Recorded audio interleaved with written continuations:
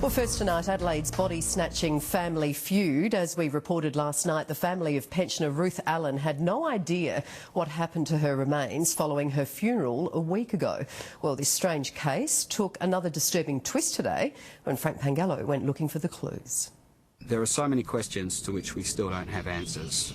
Last night we brought you the story of Adelaide's bizarre body-snatching family feud. I think this will haunt me for the rest of my life if it isn't resolved and I don't find out where she is. I think it's unacceptable. I think it's totally disgraceful behaviour. Ruth Allen's body disappeared after a brief funeral service last week.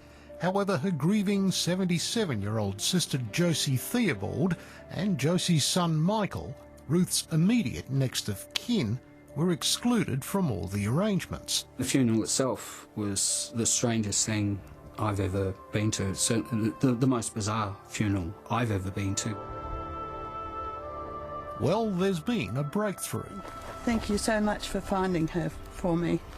I'm really grateful. More details in a moment. But there's been silence from the man at the centre of the drama, Tony Butz. He conducted proceedings and had control of Ruth's life as her power of attorney and executor of her estate. He has no blood ties to the family, although claims he had a close mother-son type of relationship with Ruth Allen, who had a brief relationship with Butz's father.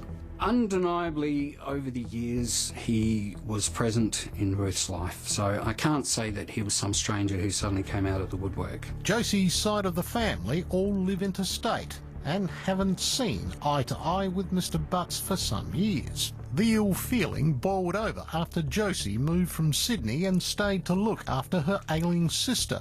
Mr. Butz had threatened to evict Josie after her sister went into a nursing home 2 years ago, then forced her to pay rent. Oh, when Tony tried to get me out of the place, oh, she said Tony wouldn't do that. He wouldn't do that. I said, well, he did, Ruth. When Ruth died 3 weeks ago, Josie only learned of the date of the funeral through the nursing home and a newspaper ad. Josie was even denied a viewing of her sister's body at the Berry Funeral Home by Mr. Butz. How did you feel when you were told that? Terrible. Terrible. Nobody told the family where Ruth was to be laid to rest. They all believed it would have been at the Paynham Cemetery alongside other family members, as was her wish. My mother and the rest of the family and Ruth's close friends have nowhere to go to leave flowers, to, say goodbye. Mr. Butz has steadfastly refused to tell Josie and us where he took Ruth's remains. Today we brought an end to the mystery and Josie's distress. Well, Josie, here is the final resting place of your beloved sister, Ruth. I guess you're pleased in one way that you found her, but... It's bittersweet. But it does give me closure. Some closure, yes. And this is not where you wanted her? And not where she wanted to be.